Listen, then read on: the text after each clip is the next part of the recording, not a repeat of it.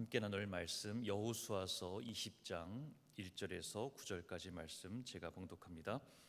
여호와께서 여호수아에게 말씀하여 이르시되 이스라엘 자손에게 말하여 이르기를 내가 모세를 통하여 너희에게 말한 도피성들을 너희를 위해 정하여 부지 중에 실수로 사람을 죽인 자를 그리로 도망하게 하라. 이는 너희를 위해 피의 보복자를 피할 곳이라. 이 성읍들 중에 하나에 도피하는 자는 그 성읍에 들어가는 문 어귀에 서서 그 성읍의 장로들의 귀에 자기의 사건을 말할 것이요 그들은 그를 성읍에 받아들여 한 곳을 주어 자기들 중에 거주하게 하고 피의 보복자가 그의 뒤를 따라온다 할지라도 그들은 그 살인자를 그의 손에 내주지 말지니 이는 본래 미워함이 없이 부지 중에 그의 이웃을 죽였음이라. 그 살인자는 회중 앞에 서서 재판을 받기까지 또는 그 당시 대제사장이 죽기까지 그 성읍에 거주하다가 그 후에 그 살인자는 그 성읍 곧 자기가 도망하여 나온 자기 성읍 자기 집으로 돌아갈지니라 하라 하시니라. 이에 그들이 납달리의 산지 갈릴리 게데스와 에브라임 산지의 세겜과 유다 산지의 기럇 아르바 곧 헤브론과 여리고 동쪽 요단 저쪽 르벤 지파 중에서 평지 광야의 베셀과 갓 지파 중에서 길랏 라못과 므낫세 지파 중에서 바산 골란을 구별하였으니 이는 곧 이스라엘 모든 자손과 그들 중에 거류하는 거류민을 위하여 선정된 성읍들로서 누구든지 부지 중에 살인한 자가 그리로 도망하여 그가 회중 앞에 설 때까지 피의 보복자의 손에 죽지 아니하게 하기 위함이라. 하나님의 말씀입니다. 이번 계속 우리가 여호수아서를 함께 나누고 있는데요. 이번 주로 여호수아서도 이제 끝을 우리가 보게 되죠. 여러분이 기억하는 여호수아서의 내용이 어떻습니까? 모세의 뒤를 이어 이스라엘의 지도자가 된 여호수아, 그렇게 홍해를 건너 가나안 땅에 들어갑니다. 허락하신 그 땅을 각 지파별로 제비를 뽑는 내용들이 이어졌죠. 본격적인 땅 분배가 우리가 그동안 보았던 13장에서부터 시작되었어요. 13장 1절에 여호수아가 나이가 많아 늙었고 얻을 땅이 매우 많이 남아 있다 말씀으로 시작을 했죠. 그렇게 땅을 분배하기 시작했지만 아직도 정복하지 못한 땅이 많이 남아 있었던 것이에요.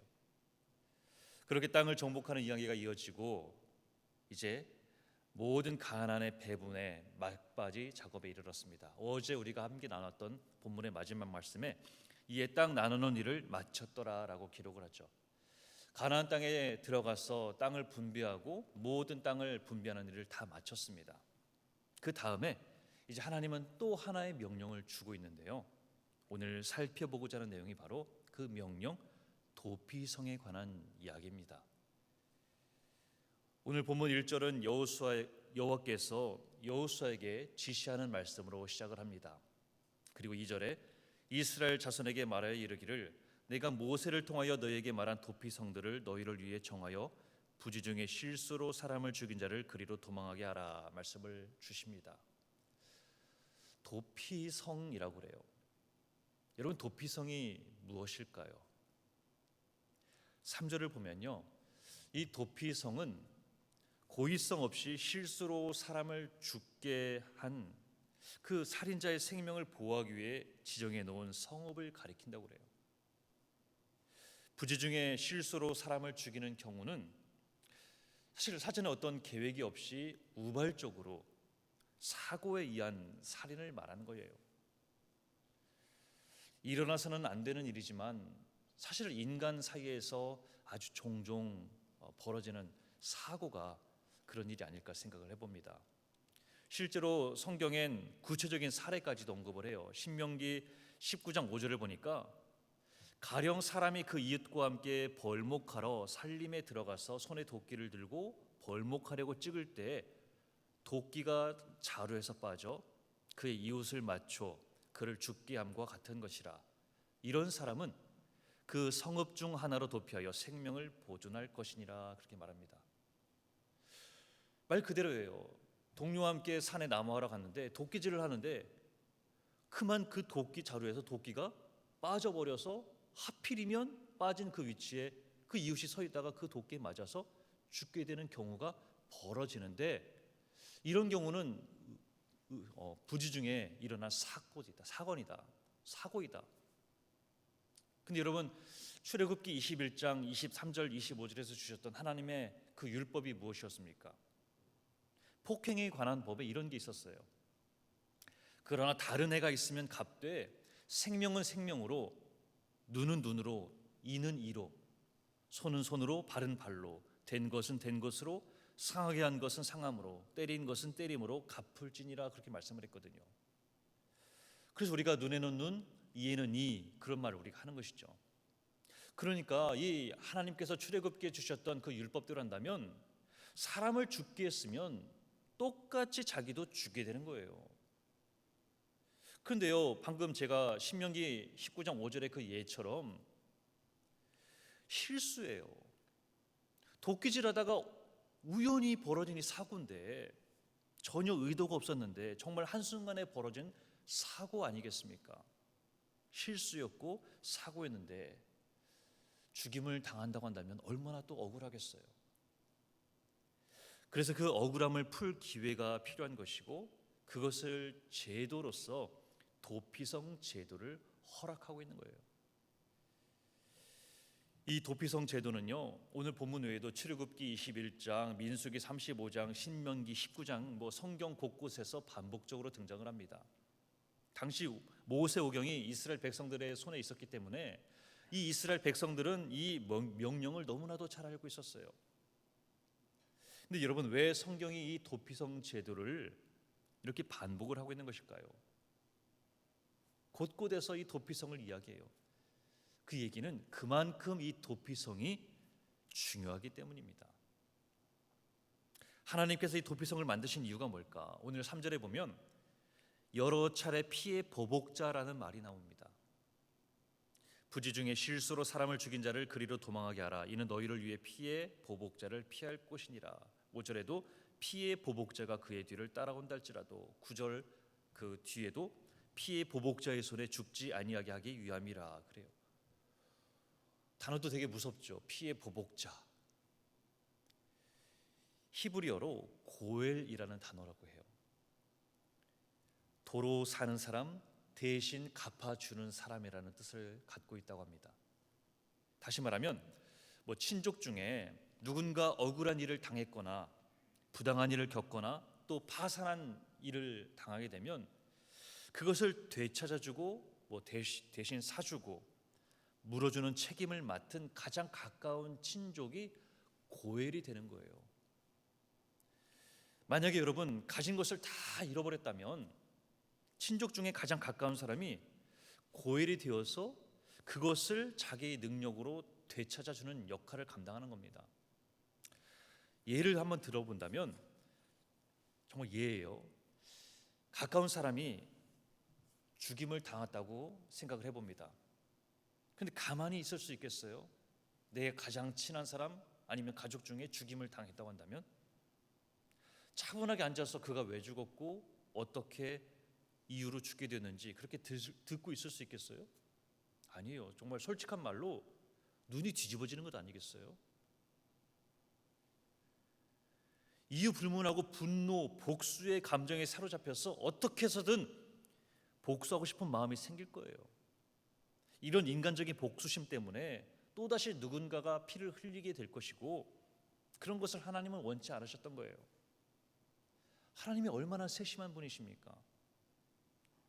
우발적인 실수로 사람을 죽인 그 한 사람을 위해 이렇게 철저하게 도피할 곳을 정해주고 있는 분이라는 것이죠.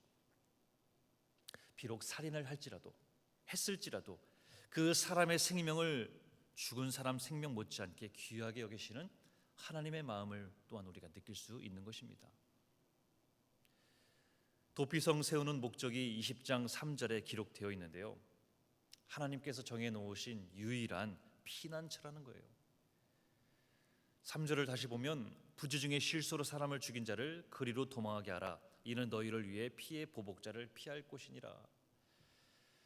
여러분, 당시에 나라가 살인범을 직접 처형하지 않았고요, 아까 말씀드렸습니다만 가족 중에 그 일을 대신 담당하는 고엘, 피해 보복자가 정해서 그 사람이 그 일을 감당했다고 해요.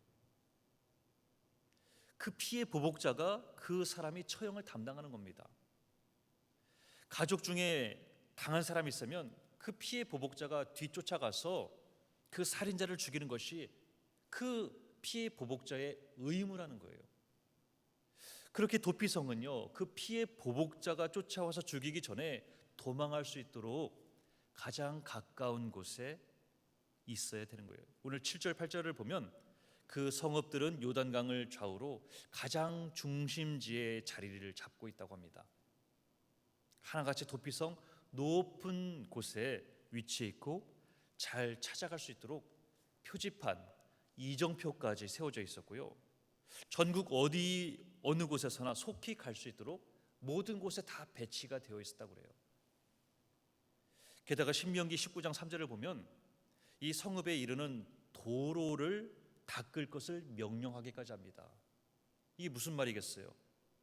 도망하는 자가 도피성을 찾기 위해서 최대한 빠르고 안전하게 피하도록 돕는 거예요. 그리고 이 도피성의 문은 항상 열려 있어야 되는 것이에요. 이렇게 하나님께서는 불의의 보복을 당하지 않도록 세밀하게 준비하시는 모습인 것이죠. 이렇게 도피성이 가까이에 있고 그리로 가는 길이 온전하고 반듯하게 마련되어 있다는 것은 영적인 의미가 있다는 것입니다. 이스라엘 백성들은 도피성으로 피하는 자가 쉽게 도착할 수 있는 그런 도피성을 만들어야 했습니다. 그리고 누구든지 쉽게 찾아갈 수 있도록 표지판, 이정표까지 만들어 붙여 놓아야 했다고 그래요. 여러분, 이렇게 피해 보복자를 위해 도피성으로 도망온 자가 가장 먼저 하는 일이 무엇이겠습니까?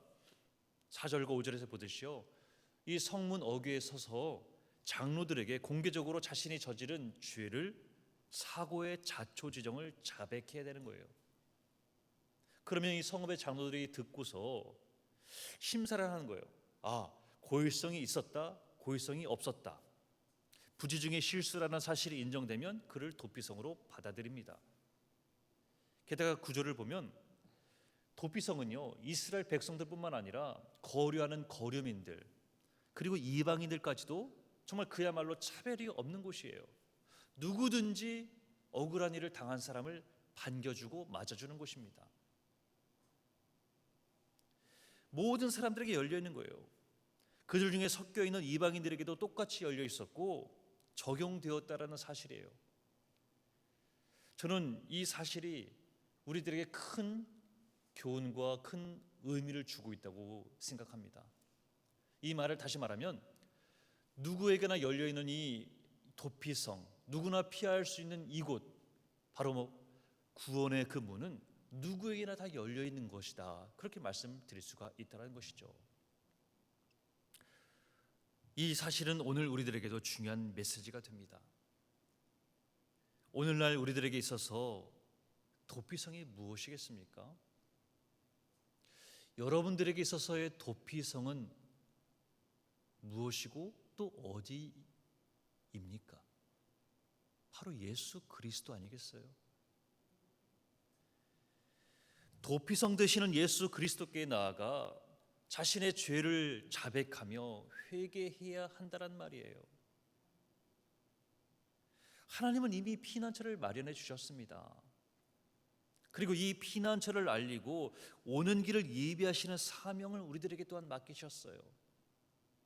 우리는 길을 만들고 다리를 건설하고 푯말을 세워서요, 누구든지 쉽고 정확하게 그리스도에게 나아올 수 있도록 최선을 다해야 되는 책임이 있다는 거예요. 시편 46편 1절에 하나님은 우리의 피난처시요 힘이시니 환난 중에 만날 큰 도움이시다 말씀하셨습니다. 이 사실을 믿는 하나님의 백성들은 주님만이 생명의 길이라고 선포해야 되는 거예요. 참된 피난처 되시는 예수 그리스도의 이름으로 선포해야 되는 것입니다. 이 길만이 생명의 길이라고 분명하게 알려야 되는 거예요. 저 여러분 다 예수 믿고 참 생명을 얻은 분들 아니겠어요? 그러니 생명 살리는 일에 최선을 다하는 것, 참 생명 얻은 하나님의 백성인 저와 여러분의 마땅한 의무인 줄로 믿습니다. 오늘날에도 마찬가지로 하나님께서 만들어 놓으신 현대 도피성이 뭐예요? 바로 교회예요.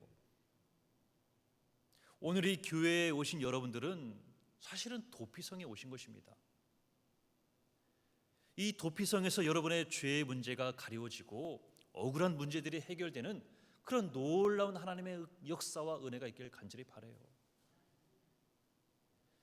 그리고 여전히 불의한 세상에서 피할 곳을 찾지 못해 이리저리 방황하는 그 영혼들에게 구원의 길을 안내할 수 있길 바랍니다. 이 영혼의 안식처, 하나님의 도피성인 이 교회로 전도할 수 있길 바라요. 긍휼하신 하나님 안에서 참 평안을 누리고 죄를 고백하며 죄에서 해방될 수 있도록 함께 우리가 기도하고 노력하고 또 노력하는 저 여러분 다 될 수 있길 바랍니다. 그리고 또 한 가지는 우리 교회가, 우리 후러싱 제일교회가 이 뉴욕에서, 특히 이 후러싱 지역에서 귀한 도피성의 역할을 감당하길 바라요. 갈 길 몰라 방황하는 사람들이 얼마나 많은지 모릅니다. 그런 사람들에게 우리 교회가 언제나 찾아갈 수 있는 곳, 또 찾아가면 반갑게 맞아주는 곳, 시골 동네의 큰 느티나무처럼 그렇게 든든하고 안정을 주는 곳이면 좋겠다, 그런 생각을 가져봅니다. 근데 물론 이게 쉽지는 않죠. 일부 사람들이지만 얌체들이 있더라고요. 교회에서 주는 그 혜택만 받고 누리고자 하는 사람들, 헌신하지 않고 또 책임을 다하지 않는 사람들이 물론 있어요. 하지만 교회가 희망이고 교회가 유일한 대안이라는 사실에는 변함이 없습니다. 그러니 지치지 말고 속상해하지도 말고 우리는 그저 우리의 일, 예수 잘 믿고 또 복음을 증거하는 일을 할 뿐이에요. 예수가 우리의 유일한 희망이요 피할 곳이요 구원자이심을 우리가 다시금 기억하며 믿고 증거할 수 있길 바랍니다. 그리고 오늘 도피성 되시는 예수 그리스도 안에서 우리의 남은 삶이 그 안에서 생명을 누리는 모두가 될 수 있길 주님의 이름으로 축원합니다. 기도합니다. 우리의 피난처 되신 하나님 아버지, 이른 아침 하나님의 은혜를 생각하며 예배하게 하시니 감사를 드립니다. 아무리 힘들고 아무리 아프고 어려워도 우리 주님이 곁에 계시기에 소망이 있고 위로를 받습니다. 우리가 살아갈 이유와 소망과 힘을 주심에 감사드립니다. 그 힘으로 오늘도 승리의 삶으로 인도하여 주시옵소서. 예수 그리스도 이름으로 기도합니다. 아멘.